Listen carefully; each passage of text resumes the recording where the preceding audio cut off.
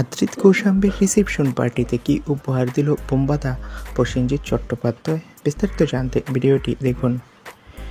মিঠাই ধারাবাহিকে শুরু হয়েছিল আদ্রিত কৌশাম্বীর প্রেম, আর গোটা টিম হাজির হয়েছিল বিয়ে বাড়িতে।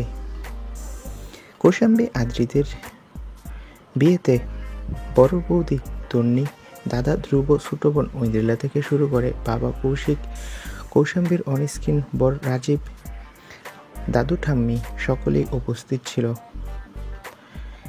খুব ভালো সম্পর্ক ছিল তাদের মধ্যে, সেটা বোঝাই যায়।